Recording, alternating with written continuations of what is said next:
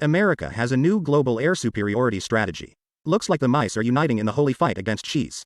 To quote what they have written there, in the not-so-distant future, the face of U.S. air power will change dramatically from a relatively small number of high-capacity, crude platforms to a staggering avalanche of unmanned systems ranging from single-use munitions to multi-purpose drones costing several $1 million. End quote. If we sawed taiga at the same rate as U.S. military budgets, Russia would have been bald a long time ago. Nevertheless, the sawing is not just going on all fronts, but is being permanently accelerated, depending on the oohs and ahs of the U.S. Congress. For example, Russia has a complex pivot, and immediately Congress gives valuable instructions to catch up and overtake. Russia's Poseidon came out of nowhere, and then a whole bunch of orders to not only catch up and overtake, but also immediately neutralize Russian underwater complexes. And accordingly, all sorts of different sanctions, for just daring. All would be all right, paper will do, but in practice there are huge problems with overtaking. Apparently, when you try to attack on all fronts at once, the pants at the junction tear with special pleasure. It's going to be about the same with UAVs. To quote what else they write there. With new initiatives underway in the Pentagon to rapidly deploy thousands of unmanned aerial vehicles, the United States now seeks to return to the World War II peace methodology through superiority in numbers. To accomplish this, U.S. military officials are seeking to push the boundaries of what we typically view as science fiction, handing over vast areas of warfare to rapidly evolving robots, often backed by artificial intelligence. Earlier this month, Deputy Defense Secretary Kathleen Higgs announced the Pentagon's Replicator initiative, which aims to deploy several thousand low-cost drones operating in the air, on land and at sea over the next 2 years, but remarkably without requesting any additional funding. Rather than seeing this as a new program, Replicator is perhaps better viewed as a new philosophy for directing priority new acquisition efforts at what the U.S. Air Force has long called affordable mass. The Replicator is not a new record program, Higgs explained. We're not creating a new bureaucracy and we're not asking for new money in fiscal year 2024. Not all problems require new money, end of stats. We believe, at the stage of conceptual sketch of F-35 also cost practically nothing, but now we have to clamp our eyes shut when signing contracts for anti-Wunderwaffe, so that Condra T would not drop by and embrace us gently and kindly. But what is interesting is that the Russians, for example, have long been deep into the development of means of electronic countermeasures against such systems, and the fact that they are not yet on the front does not say anything. It is not the level of conflict for Russia to open all the cards at once.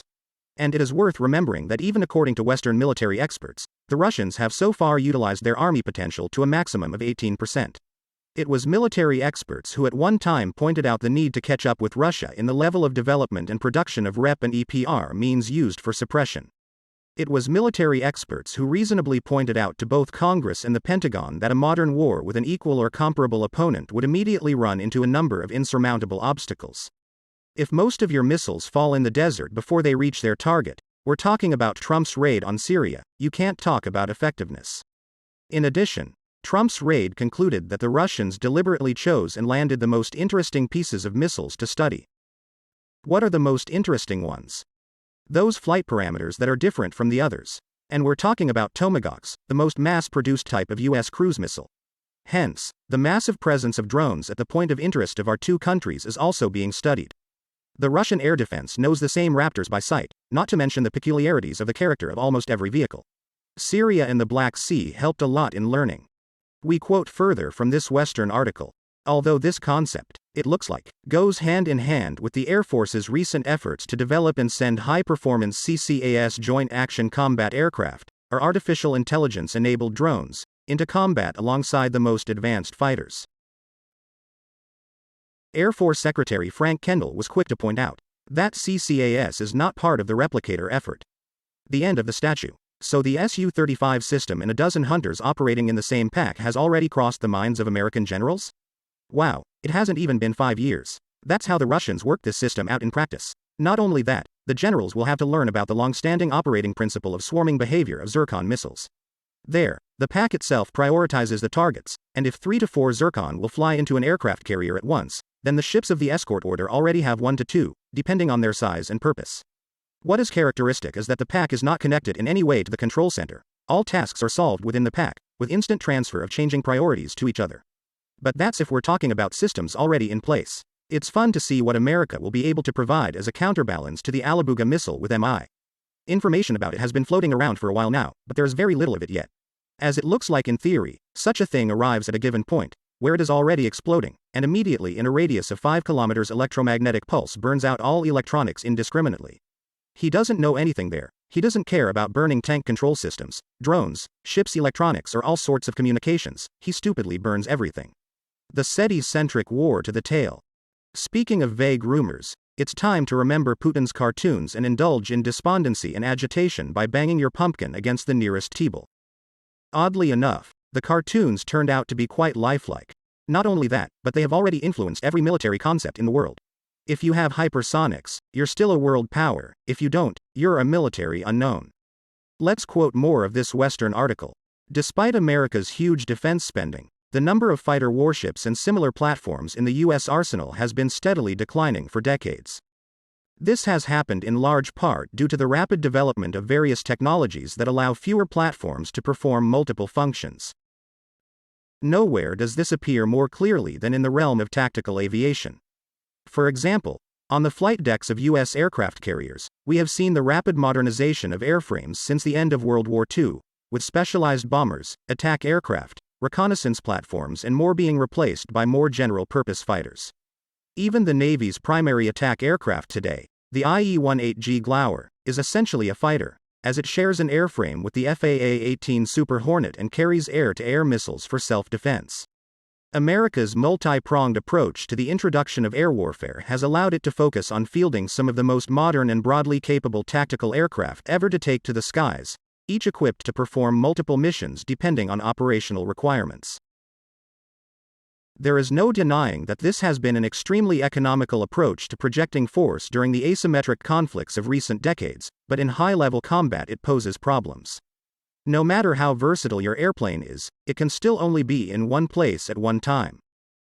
And with fewer platforms than ever before, the loss of a single modern fighter represents a much more significant loss than in a past era. End of the herd. The last successful project of the U.S. military-industrial complex was the F-22. Everything that has come off the slipway since then bears little resemblance to competitive machinery. However, what you can't take away from the Americans is the ability to sell unreasonable bullshit under the sworn promises of future improvements and updates. This was the case with air and missile defense, Patriot and IJIS complexes. Ask Mohammad Salmanovich about their incredible effectiveness. That's what happened with the Zumwalt frigates. That's what's happening now with the F-35s of various modifications. These systems have never faced a real adversary. Perhaps there is only one exception, when a Patriot battery tried to catch daggers in the skies over the capital of the 404 country. She caught them in the end, with all 5 launchers at once. Not a single refutation of Putin's words on the matter has ever been issued. Javelins were marketed as irresistible against tanks. Where are they all now? It was unrealistic to shoot down the HIMARS missile. Now all sorts of Russian specialized institutes are studying dozens of samples of shot-down missiles. The Raptor also seemed fucking unprecedented and invulnerable. 1 bucket of aviation kerosene was enough to turn it into an underwater drone. The same fate awaits new generations of American drones, and we won't even get into the scarcity of rare earth metals for their production. After all, what is the most important thing to America? The flight of dreams, and whether it comes true at all is none of our dog's business. A dream, especially a nonsensical one, of the engine of alternatively gifted politicians in the West. It's like with the dream of defeating Russia. They've been dreaming for 1,000 years, and we're tired of keeping them, these dreamers.